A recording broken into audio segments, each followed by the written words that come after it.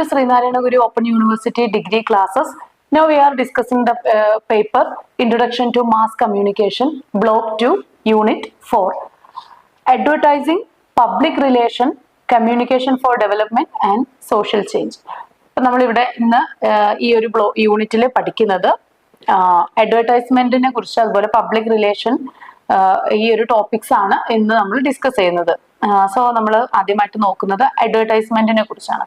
So normally നമുക്കറിയാം എന്താണ് advertisement എന്ന് പറയുന്നത്. അതൊരു ഫോം ഓഫ് കമ്മ്യൂണിക്കേഷൻ ആണ്. യഥാർത്ഥത്തിൽ ഇപ്പൊ നമ്മൾ കാണുന്ന ഒരു പരസ്യം, ഒരു അഡ്വർടൈസ്മെന്റ് എന്ന് പറയുന്നത് അതൊരു കമ്മ്യൂണിക്കേഷൻ ആണ്. ആ ഒരു പെർട്ടിക്കുലർ പ്രോഡക്റ്റിനെ പരിചയപ്പെടുത്തുന്നതാണ്. അപ്പോൾ അവിടെ നമ്മൾ ആ പ്രോഡക്റ്റിനെ കുറിച്ചുള്ള ഒരു ഇൻഫർമേഷൻ മാസിലേക്ക് എത്തുന്ന ഒന്നാണ് ഈ അഡ്വർടൈസ്മെന്റ് എന്ന് പറയുന്നത്. അപ്പോൾ ഇതൊരു കമ്മ്യൂണിക്കേഷൻ ആണെന്ന് ബേസിക്കലി ഓർത്തിരിക്കുക. അപ്പോൾ ഇത് ഓഡിയൻസിലേക്ക് എത്തിക്കുന്നത് ഒരു സ്പെസിഫിക് ആക്ഷൻ അല്ലെങ്കിൽ ഒരു പ്രോഡക്റ്റ് പർച്ചേസ് ചെയ്യാനുള്ള ഒരു ഇന്റൻഷൻ അല്ലെങ്കിൽ അങ്ങനെയുള്ള ഒരു താല്പര്യം ജനിപ്പിക്കുന്നതിന്, അതുപോലെ തന്നെ ഒരു സർവീസ് പരിചയപ്പെടുത്തുന്നത്, ഇതെല്ലാം എന്താണ് അഡ്വർടൈസ്മെന്റിന്റെ പരിധിയിൽ വരുന്നതാണ്. നമ്മൾ ഇനി നോക്കുന്നത് ഫീച്ചേഴ്സ് ഓഫ് അഡ്വർടൈസ്മെന്റ് ആണ്. അതിന്റെ ആദ്യത്തെ ഫീച്ചേഴ്സ് എന്ന് പറഞ്ഞാൽ ഇതൊരു പെയ്ഡ് ഫോം ഓഫ് കമ്മ്യൂണിക്കേഷൻ ആണ്. ഒരു നോർമലി നമ്മൾ സംസാരിക്കുന്നത് പോലെയുള്ള ഒരു കമ്മ്യൂണിക്കേഷൻ അല്ല, മറിച്ച് ഇതൊരു പെയ്ഡ് ഫോമാണ്. ഒരു അഡ്വർടൈസ്മെന്റ് നൽകണമെങ്കിൽ തീർച്ചയായിട്ടും നമ്മൾ അതിന് ഒരു പേയ്മെന്റ് കൊടുത്തിരിക്കണം. ഒരു പ്രൊമോഷന് വേണ്ടിയിട്ടുള്ള ഒരു പേയ്മെന്റ് ഉണ്ടായിരിക്കണം. ഇത് ഒരു ഒഫീഷ്യൽ നേച്ചർ ഇതിന് ഉണ്ടായിരിക്കും. ദെൻ രണ്ടാമത്തത് നോൺ പേഴ്സണൽ ആയിട്ടുള്ള ഒരു കമ്മ്യൂണിക്കേഷൻ ആണ്. അതായത് നമ്മൾ ഒരാളോട് ഒരു കാര്യം പറയുമ്പോൾ ഈ വ്യക്തി മറ്റേ വ്യക്തിയോട് ഒരു ഇന്റർ പേഴ്സണൽ റിലേഷൻഷിപ്പാണ് അവിടെ ഉള്ളത്. എന്നാൽ ഇത് ഒരു നോൺ പേഴ്സണൽ ആണ്. ബിക്കോസ് ഇത് ഏതെങ്കിലും ഒരു മീഡിയയിൽ നിന്ന് ഇന്ന ആളിലേക്ക് എന്ന് പ്രത്യേകം പോയിന്റ് ചെയ്യുന്നില്ല. അതായത് ഇന്ന മീഡിയ എന്നോ ഇന്ന ആളെന്നോ പ്രത്യേകം പോയിന്റ് ചെയ്യാതെ ഒരു സോഴ്സിൽ നിന്ന് ഏതൊക്കെയോ അനോണിമസ് ആയിട്ടുള്ള നമ്പർ ഓഫ് റിസീവേഴ്സിലേക്കാണ് ഇത് എത്തിച്ചേരുന്നത്. അപ്പൊ അതുകൊണ്ട് തന്നെ ഇതൊരു നോൺ പേഴ്സണൽ ആയിട്ടുള്ള ഒരു കമ്മ്യൂണിക്കേഷൻ ആണ്. ദെൻ ഒരു പ്രൊമോഷണൽ ടൂൾ ആണ് ഒരു പരസ്യം എന്ന് പറയുന്നത്. അതിന്റെ പ്രൈമറി പേർപ്പസ് എന്ന് പറയുന്നത് to promote product, service and ideas or any brands. ഒരു ബ്രാൻഡുകളെയോ ഏതെങ്കിലും ബ്രാൻഡുകളെയോ ഐഡിയകളെയോ അതുപോലെ തന്നെ സർവീസസിനെ അല്ലെങ്കിൽ ഏതെങ്കിലും ഒരു പെർട്ടിക്കുലർ പ്രോഡക്റ്റിനെയൊക്കെ പ്രൊമോട്ട് ചെയ്യുന്നത് അല്ലെങ്കിൽ അതിനെ ആളുകളിലേക്ക് എത്തിക്കുന്നതാണ് ഈ പരസ്യം എന്ന് പറയുന്നത്. Then identified sponsor. ഇനി ഒരു അഡ്വർടൈസ്മെന്റിന്റെ സോഴ്സ് എന്ന് പറയുന്നത് അതെപ്പോഴും ഒരു കമ്പനി അല്ലെങ്കിൽ ഒരു നോൺ സോഴ്സിൽ നിന്നാണ് ഒരു അഡ്വർടൈസ്മെന്റ് വരുന്നത്. ഇനി ഒരു ടാർഗറ്റ് ഓറിയന്റഡ് ആണ് എപ്പോഴും ഒരു അഡ്വർടൈസ്മെന്റ് എന്ന് പറയുന്നത്. അത് ഡിസൈൻ ചെയ്തിരിക്കുന്നത് തന്നെ ആളുകളിലേക്ക് എത്തിക്കുക എന്നുള്ള ഉദ്ദേശത്തിലാണ്.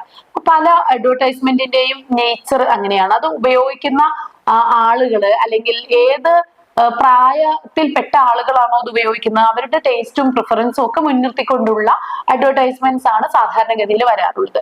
സോ ഇത് ഒരു ടാർഗറ്റ് ഓറിയന്റഡ് ആണ് advertisement. Then creative presentation. Advertisement എന്ന് പറയുമ്പോൾ അതൊരു വളരെ ആർട്ടിസ്റ്റിക് ആയിട്ട് ചെയ്യേണ്ട ഒരു വർക്കാണ്. ചില പരസ്യങ്ങൾ നമ്മളെ വല്ലാതെ അട്രാക്ട് ചെയ്യാറുണ്ട്. യഥാർത്ഥത്തില് പരസ്യത്തിന്റെ ലക്ഷ്യം തന്നെ ആണല്ലോ ആളുകളെ അട്രാക്ട് ചെയ്യുക എന്നുള്ളതാണ്. അതുകൊണ്ട് തന്നെ ഒരു ക്രിയേറ്റീവ് ആയിട്ടുള്ള വിഷ്വൽസ് യൂസ് ചെയ്യുന്നു, ക്രിയേറ്റീവ് ആയിട്ടുള്ള ഓഡിയോ. ചില പരസ്യ ഗാനങ്ങളൊക്കെ നമ്മളെ വല്ലാതെ ഹാർട്ട് ടച്ചിങ് ആയിട്ടുള്ള തരത്തിൽ വരാറുണ്ട്. അപ്പൊ ഓഡിയോസ്, വിഷ്വൽസ് ആൻഡ് ടെക്സ്റ്റ്, ക്യാച്ചീവ് ആയിട്ടുള്ള ടെക്സ്റ്റുകളാണ് അഡ്വർടൈസ്മെന്റിൽ വരാറുള്ളത്. നമ്മൾ പല അഡ്വർടൈസ്മെന്റ് നമ്മൾ കുഞ്ഞുനാളിൽ കേട്ടിട്ടുള്ള ചില അഡ്വർടൈസ്മെന്റ്സ് ഒക്കെ അതിന്റെ കോട്ട്സ്, ക്യാച്ചീവ് ആയിട്ടുള്ള ചില വേർഡ്സ് ഒക്കെ നമ്മൾ ഇപ്പോഴും ഓർത്തിരിക്കുന്നുണ്ട്. അപ്പോൾ അത് ആളുകൾക്കിടയിൽ അത്രയ്ക്ക് പോപ്പുലർ ആയിട്ടുള്ള പരസ്യങ്ങള് വരാറുണ്ട്. അപ്പൊ അതിന്റെ ഒരു പ്രത്യേകത എന്ന് പറയുന്നത് ക്രിയേറ്റീവ് പ്രസന്റേഷൻ ആണ്. അതുപോലെ ഒരു പെർസൂസീവ് നേച്ചർ ആണ് പരസ്യത്തിന് ഉള്ളത്. അത് ഒരു ഓഡിയൻസിനെ ഒരു ആക്ഷൻ എടുക്കാൻ വേണ്ടിയിട്ട് അല്ലെങ്കിൽ അത് വാങ്ങിക്കാൻ വേണ്ടിയിട്ട് അല്ലെങ്കിൽ എന്തെങ്കിലും ഒരു ആക്ഷൻ എടുക്കാൻ പ്രേരിപ്പിക്കാറുണ്ട്. ഇപ്പൊ പലപ്പോഴും നമ്മള് ഗവൺമെന്റുകൾ ചില പരസ്യങ്ങൾ, ഒരു ട്രാഫിക്, അതുപോലെ എയ്ഡ്സ് ബോധവൽക്കരണം, അതുപോലെ തന്നെ പോപ്പുലേഷൻ കൺട്രോൾ, ഇങ്ങനെയൊക്കെ ഇതുമൊക്കെ ആയിട്ട് ബന്ധപ്പെട്ട ചില പരസ്യങ്ങൾ ഗവൺമെന്റ് തലത്തിൽ എല്ലാ മീഡിയകൾ വഴി, വിഷ്വൽ മീഡിയകളൊക്കെ വഴി വരാറുണ്ട്. അപ്പൊ ഈ പരസ്യം നമ്മളെ ഒരു ആക്ഷൻ എടുക്കാൻ പ്രേരിപ്പിക്കാറുണ്ട്. സ്മോക്ക് ചെയ്യുന്നത് അപകടകരമാണ് എന്നുള്ള ഒരു മെസ്സേജ് ഉള്ള ഒരു പരസ്യം വരുമ്പോൾ നമ്മൾ സ്മോക്കിങ്ങിൽ നിന്ന് വിട്ടു നിൽക്കുക എന്നുള്ള ഒരു ആക്ഷൻ നമ്മളെ അത് പ്രേരിപ്പിക്കുന്നുണ്ട്. അതുപോലെ ഇപ്പോ ഇമ്മ്യൂണൈസേഷൻ പ്രോജക്റ്റുകളും പ്രോഗ്രാമുകളും ഒക്കെയായി ബന്ധപ്പെട്ട് പരസ്യം വരാറുണ്ട്. അപ്പോൾ കുത്തിവയ്പ് എടുക്കാത്തത് ഒരു പ്രശ്നമാണ് എന്നുള്ള ധാരണ വളർത്തിയിട്ട് കുത്തിവയ്പ് എടുക്കുക എന്ന ആക്ഷനിലേക്ക് ജനങ്ങളെ കൊണ്ടുവരുന്നുണ്ട്. അപ്പൊ ഇങ്ങനെ ഒരു ബോധവൽക്കരണം, ഒരു അവയർനെസ്സും ആക്ഷനിലേക്കും ഒക്കെ നമ്മൾ പെർസ്യൂസീവ് ചെയ്യുന്നതിന് ഈ പരസ്യങ്ങൾ സഹായകമാണ്. ദെൻ മൾട്ടിപ്പിൾ മീഡിയ ചാനൽസ് വഴി നമുക്ക് പരസ്യങ്ങൾ വരാറുണ്ട്. അതായത് പല തരത്തിലുള്ള പ്ലാറ്റ്ഫോംസ്, ഇപ്പൊ newspaper, TV, radio, social media, വെബ്സൈറ്റുകള്, ഇങ്ങനെ ഇതൊക്കെ വഴി നമുക്ക് പരസ്യങ്ങൾ വരാറുണ്ട്.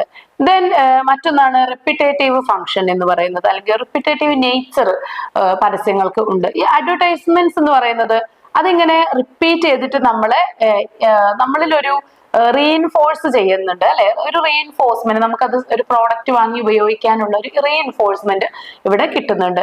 ഇനി അതുപോലെ മെഷറബിൾ ഇമ്പാക്ട്, നമുക്കൊരു പരസ്യത്തിന്റെ ഇമ്പാക്ട് മെഷർ ചെയ്യാൻ പറ്റും. സോ അത് എത്രത്തോളം സെയിൽ ഉയർത്തിയിട്ടുണ്ട്, എത്രത്തോളം റീച്ച് കിട്ടിയിട്ടുണ്ട്, ആ പരസ്യത്തിന്റെ ഇൻഫ്ലുവൻസ് എത്രത്തോളമാണെന്നൊക്കെ നമുക്ക് മെഷർ ചെയ്യാനായിട്ട് സാധിക്കും. ദെൻ ഇനി നമ്മൾ നോക്കുന്നത് ഒബ്ജക്റ്റീവ്സ് ആണ്. അഡ്വർടൈസ്മെന്റിന്റെ ഒബ്ജക്റ്റീവ്സ് ഓഫ് അഡ്വർടൈസ്മെന്റ്. ഒന്നാമത്തേത് ഇൻഫോർമേറ്റീവ് ആണ്. ഒരു ഇൻഫർമേഷൻ ആളുകളിലേക്ക് എത്തിക്കുക എന്നുള്ളതാണ് ഫസ്റ്റ് ഒബ്ജക്റ്റീവ് എന്ന് പറയുന്നത്. ആ ഇൻഫർമേഷൻ ഒരു പ്രത്യേക പേർപ്പസിൽ, ഇപ്പൊ ഒരു പ്രോഡക്റ്റ് ആണെങ്കിൽ ആ പ്രോഡക്റ്റ് സെയിൽ ചെയ്യുക എന്നുള്ള പേർപ്പസിൽ, അല്ലെങ്കിൽ ജനങ്ങളുടെ ഒരു അവയർനെസ് ഉണ്ടാക്കുക എന്ന പേർപ്പസിൽ, ഇങ്ങനെയൊക്കെയാണ് പരസ്യങ്ങൾ ഒരു പേർപ്പസ്ഫുൾ ആയിട്ടാണ് എത്തിക്കുന്നത്. ഒരു സർവീസ്, ഒരു പ്രോഡക്റ്റ് ഓർ എനി ഐഡിയ, ഇതൊക്കെ ആളുകളിലേക്ക് എത്തിക്കുക എന്ന പേർപ്പസ്ഫുള്ളി എത്തിക്കുക എന്നുള്ളതാണ് ഇതിന്റെ ലക്ഷ്യം. ഇനിയിപ്പോ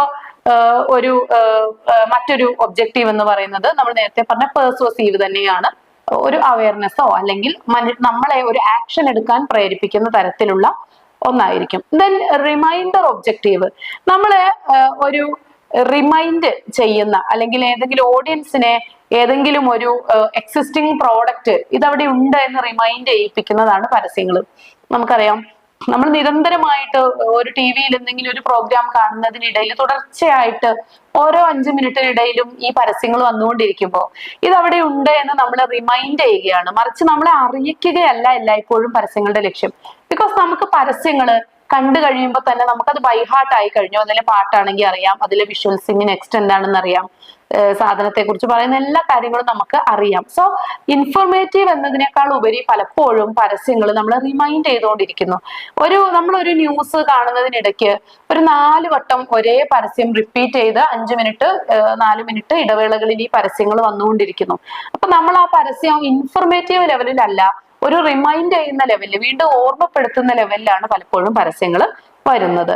ഇനി അതിപ്പോ ഒരു സീസണൽ ആയിട്ടുള്ള ചിലപ്പോ കുടകള്, അല്ലെങ്കിൽ റെയിൻ കോട്ട്സ്, ഇതൊക്കെ സീസണൽ ആയിട്ടുള്ള പ്രോഡക്ട്സ് ആണ്. പൂജാ ഉൽപ്പന്നങ്ങൾ, ഇതൊക്കെ ഒരു സീസണിൽ, ഒരു ശബരിമല സീസണിൽ വരുന്ന ചില പ്രത്യേക പരസ്യങ്ങളുണ്ട്. സോ നമ്മൾ ഇതൊരു റിമൈൻഡർ ആയിട്ടാണ് പലപ്പോഴും വരുന്നത്.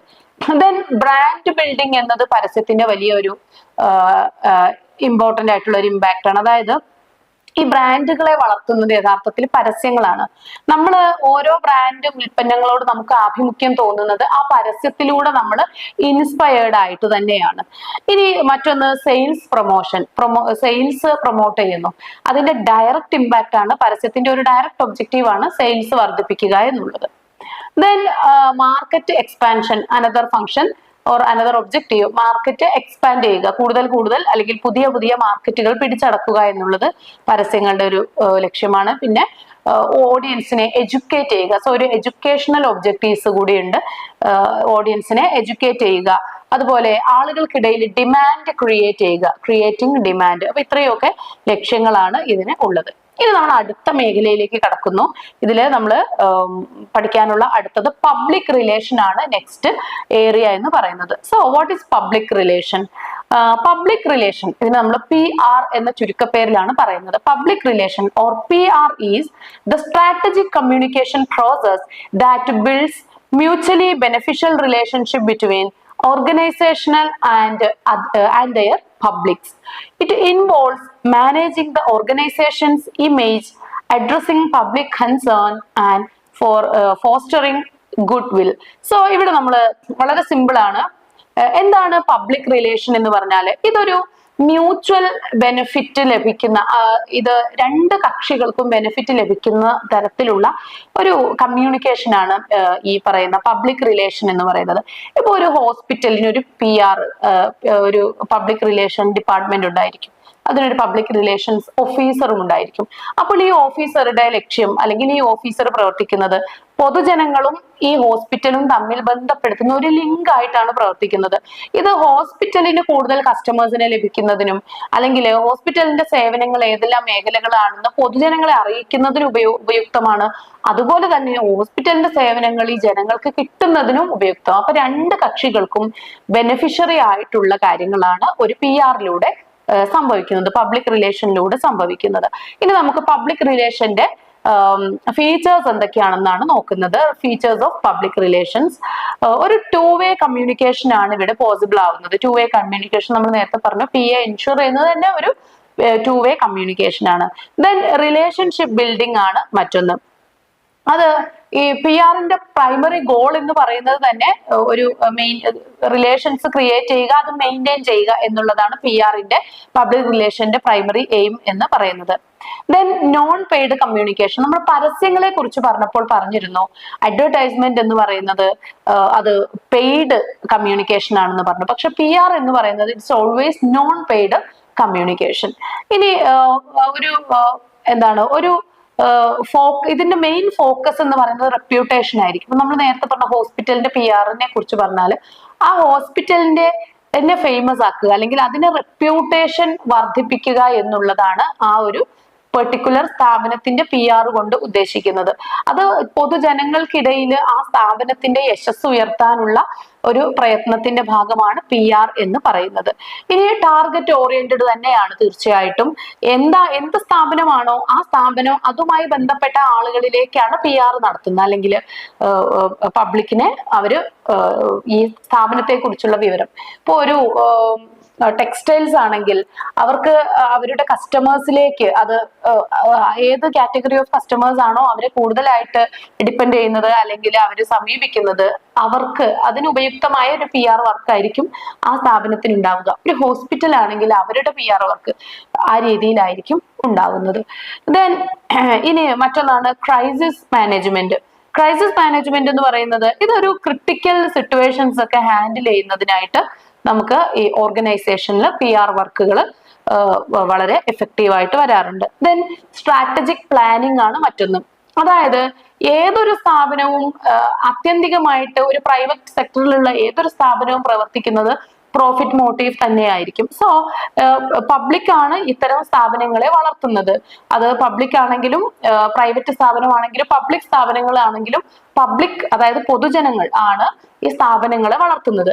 അപ്പോൾ പൊതുജനങ്ങളും ഈ സ്ഥാപനവും തമ്മിലുള്ള ബന്ധം നല്ല രീതിയിൽ പോകുന്നത് എപ്പോഴും ഈ സ്ഥാപനത്തിന് അനുഗുണമായിരിക്കും. അപ്പൊ അതനുസരിച്ച് ആളുകളുടെ താല്പര്യവും ടേസ്റ്റും പ്രിഫറൻസും, അതിൽ വരുന്ന മാറ്റങ്ങള്, ആളുകളുടെ സാമ്പത്തിക നില, ഇൻകം ലെവല്, ഇതിനെ കുറിച്ചൊക്കെ ഒരു ധാരണ ഉണ്ടെങ്കിൽ അതിനനുസരിച്ച പുതിയ പുതിയ പോളിസികള്, പ്ലാനുകള്, സ്ട്രാറ്റജികൾ, തന്ത്രങ്ങളൊക്കെ മെനയാനായിട്ട് സാധിക്കും. അപ്പൊ അതുകൊണ്ട് തന്നെ PR വർക്ക് ആ ഒരു തലത്തിൽ വളരെ ഇമ്പോർട്ടന്റ് ആണ്. ഇനി മറ്റൊന്നാണ് മീഡിയ റിലേഷൻസ് എന്ന് പറയുന്നത്. ഈ PR പ്രൊഫഷണൽസ് എല്ലായ്പ്പോഴും ഒരു ജേർണലിസമായിട്ട് അല്ലെങ്കിൽ ജേർണലിസ്റ്റുകളുമായിട്ട് ക്ലോസ്ലി ഒരു റിലേറ്റഡ് ആയിരിക്കും. ഇനി ഇതിന്റെ എത്തിക്കൽ പ്രാക്ടീസസ് ആണ് നമ്മൾ അടുത്തത് മറ്റൊരു ഒബ്ജക്റ്റീവ് എന്ന് പറയുന്നത്. PR ഒരു വളരെ ട്രാൻസ്പെറന്റ് ആയിട്ട്, വളരെ ഹോണസ്റ്റ് ആയിട്ട്, അതുപോലെ ഒരു അക്കൗണ്ടബിലിറ്റി ഉള്ള തരത്തിൽ വേണം ആളുകളുമായിട്ട് കമ്മ്യൂണിക്കേറ്റ് ചെയ്യുന്നതിന്. വളരെ ട്രാൻസ്പെറന്റ് ആയിട്ട് കമ്മ്യൂണിക്കേറ്റ് ചെയ്യാനായിട്ട് സാധിക്കണം. ഈ ഇൻഷുറൻസ് കമ്പനികളുടെയൊക്കെ PR എന്ന് പറയുന്നത് വളരെ ട്രാൻസ്പെറന്റ് ആയിട്ട് ജനങ്ങളുമായിട്ട് കമ്മ്യൂണിക്കേറ്റ് ചെയ്യുമ്പോഴാണ് അത് ആളുകൾക്ക് അതിൽ വിശ്വാസ്യത ഉണ്ടാകുന്നത്. ഇനി കണ്ടന്റ് ക്രിയേഷൻ, ഈ PR ഇൻവോൾവ് ചെയ്യുന്നത് കണ്ടന്റ്, അതുപോലെ പ്രസ് റിലീസുകൾ, അതുമായിട്ട് ബന്ധപ്പെട്ട സ്ഥാപനവുമായിട്ട് ബന്ധപ്പെട്ട പ്രസ് റിലീസുകൾ, newsletters, speeches, social media updates, ഇതെല്ലാം കൃത്യമായിട്ട് നൽകിക്കൊണ്ടിരിക്കണം. ഇനി പബ്ലിക് റിലേഷൻ പ്രൊപ്പഗാൻഡയാണ് നമ്മുടെ അടുത്ത ടോപ്പിക്. പബ്ലിക് റിലേഷൻ പ്രൊപ്പഗാൻഡ എന്ന് പറയുന്നത് ഇതും ഒരു ഫോം ഓഫ് കമ്മ്യൂണിക്കേഷൻ ആണ്. ഇതില് നമ്മള് പൊതുജനങ്ങളെയും അവരുടെ ഒപ്പീനിയൻസിനെയും മാനിപ്പുലേറ്റ് ചെയ്തിട്ട് സ്പെസിഫിക് അച്ചീവ്മെന്റ്സ് അല്ലെങ്കിൽ ഗോൾസ് നേടിയെടുക്കുന്ന ഒരു പ്രക്രിയയാണ് നമ്മൾ പ്രൊപ്പഗാൻഡ അല്ലെങ്കിൽ പബ്ലിക് റിലേഷൻ പ്രൊപ്പഗാൻഡ എന്നതുകൊണ്ട് പറയുന്നത്. അതേസമയം PR പ്രൊപ്പഗാൻഡ എന്ന് പറയുന്നത് നമുക്ക് അത് ഓഡിയൻസിനെ ഇൻഫ്ലുവൻസ് ചെയ്യാനും അതുപോലെ തന്നെ നിശ്ചിതമായിട്ടുള്ള എത്തിക്സും അതുപോലെ വാല്യൂസും ഒക്കെ ഫോളോ ചെയ്യാനും ഒക്കെ സഹായിക്കുന്നതാണ്. സോ ഇത്രയാണ് നമുക്ക് ഈ ഒരു യൂണിറ്റിൽ പഠിക്കാനുള്ളത്. Thank you.